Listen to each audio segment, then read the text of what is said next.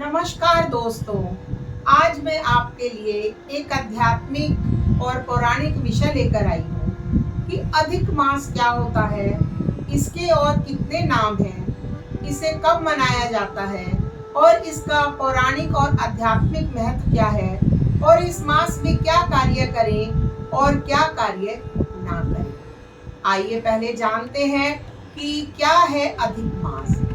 हिंदू धर्म में सभी गणनाएं सूर्य और चंद्र पर आधारित होती हैं। हमारे सभी पर्व, व्रत, त्योहार, नक्षत्र, सभी गणनाएं सूर्य और चंद्र पर आधारित होती हैं। हमारे यहाँ सूर्य वर्ष और चंद्र वर्ष दो प्रकार के मास होते हैं। सौर मास भी हमारा 12 महीने का होता है और चंद्र मास भी 12 महीने का होता है। इस प्रकार मिलाकर अलग अलग दोनों 24 मास बनते हैं, परंतु इन दोनों के दिनों में अंतर है। हमारा सूर्य वर्ष 365 दिन का होता है, परंतु चंद्र वर्ष 354 दिन का होता है। इन दोनों में लगभग 11 दिन का अंतर हो जाता है। इस अंतर को ठीक करने के लिए हर तीसरे वर्ष अधिक मास आता है, क्योंकि 11-11 दिन मिलकर 3 वर्ष से पहले ही एक माह बन जाते हैं। लगभग पौने 3 वर्ष में यह 30 दिन हो जाते हैं और यही बढ़े हुए दिन एक मास में बदल जाते हैं। यही बढ़े हुए दिन और मास ही हमारा अधिक मास होता है। बढ़े हुए होने के कारण इसे अधिक मास कहते हैं। यदि हम इस अंतर को ठीक नहीं करेंगे तो हमारी सूर्य और चंद्र से संबंधित सभी गणनाएं प्रभावित होंगी और उससे हमारा सारा व्रत, त्योहार आदि प्रभावित होगा। आइए अब जानते हैं इस मास के और अन्य क्या नाम है। इस मास को मल मास या पुरुषोत्तम मास भी कहते हैं। मल मास इसलिए कहते हैं कि हमारे जो 12 मास सौर मास कहलाते हैं, उनके एक एक मास के अलग अलग नाम है और अलग अलग स्वामी हैं। इसी प्रकार चंद्र मासों के भी 12 स्वामी है और 12 ही नाम है। वैसे तो कुल मिलाकर केवल 12 मास ही होते हैं, मगर उन 12 मासों के सौर नाम अलग हैं और चंद्र नाम अलग हैं। परंतु इस बढ़े हुए मास का ना तो कोई स्वामी था, ना ही कोई नाम था, क्योंकि ये अधिक मास था। इस माह में सूर्य की संक्रांति नहीं होती है। सूर्य की संक्रांति ना होने के कारण यह मास मलिन हुआ या मल के समान हुआ, इसलिए इस महीने को मल मास कहते हैं। अब जानते हैं कि इसका नाम पुरुषोत्तम मास क्यों है।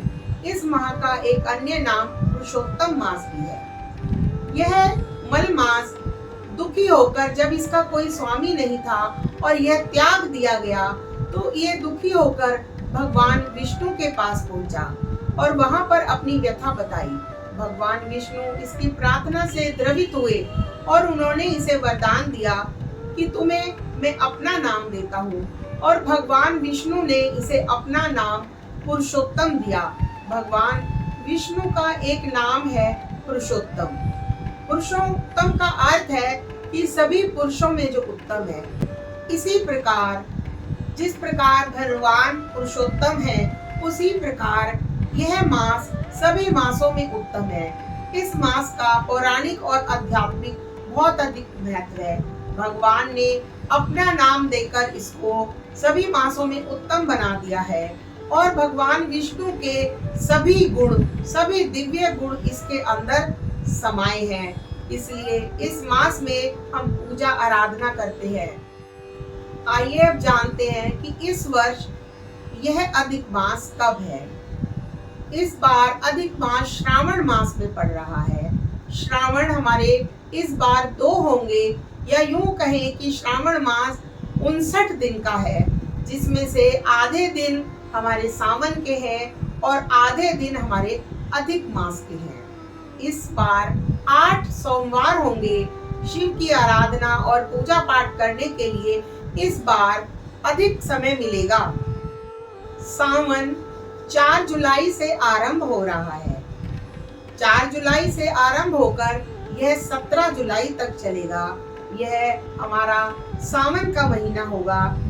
उसके उपरांत 18 जुलाई से और 16 अगस्त तक हमारा अधिक मास का सावन होगा और इसके बाद 17 अगस्त से 31 अगस्त तक हमारा सावन होगा। इसका अर्थ यह है कि श्रावण मास जो अधिक मास है वो सावन के मध्य में आता है।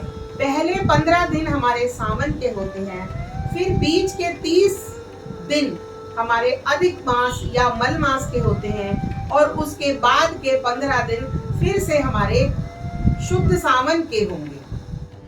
आइए अब जानते हैं कि हमें इस मास में कौन से कार्य करने चाहिए। जैसा कि मैं आपको वीडियो के आरंभ से ही बताती आ रही हूँ कि यह मास हमारा धार्मिक कार्यों का मास है।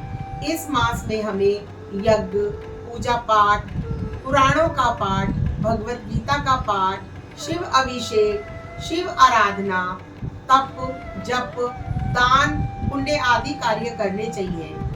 व्रत, उपवास अधिक से अधिक रखने चाहिए।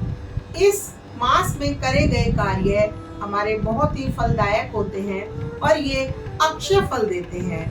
जो भी इसमें कार्य किया जाता है, दान, पुण्य और पुराणों का पाठ, श्रवण किया जाता है, वह हमारा अक्षय पुण्य में बदल जाता है। आइए अब जानेंगे कि इस माह में हमें कौन से कार्य नहीं करने चाहिए। इस मास में हमें उपरोक्त बताए कार्य करने हैं। जो कार्य नहीं करने हैं वो हमारे संस्कार हैं। हमारे 16 संस्कार हिंदू धर्म में होते हैं। 16 संस्कारों में से 15 संस्कार हम इस माह में नहीं करते हैं। 16 संस्कार उसमें से हमारा मुंडन, यज्ञोपवीत, सगाई, शादी और अन्य इसी प्रकार के बहुत सारे हमारे 15 संस्कार हैं जो हमें नहीं करने हैं। इस मास में हमें कोई भी नवीन कार्य आरंभ नहीं करना है। हमें कोई भी नवीन व्रत आरंभ नहीं करना। यह नवीन कार्य या व्रत उपवास का नहीं है।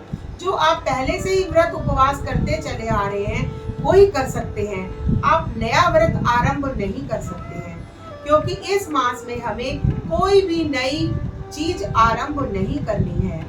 हमें जैसे मकान की नींव खोदना, मकान बनवाना, मकान में प्रवेश करना आदि इस प्रकार अनेक कार्य हैं जो हमें आरंभ नहीं करने हैं। इस दौरान हमें नया व्यापार आदि भी नहीं करने चाहिए।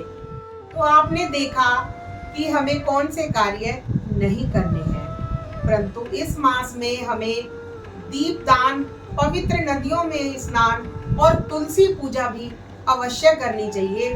वो भी हमारे लिए बहुत ही फलदायक होती है। दोस्तों, आपको मेरी ये जानकारी कैसी लगी? यदि ये जानकारी आपको अच्छी लगी हो तो इसे लाइक कीजिए, शेयर कीजिए और सब्सक्राइब जरूर करें और कमेंट्स करना बिल्कुल भी ना भूलें। धन्यवाद।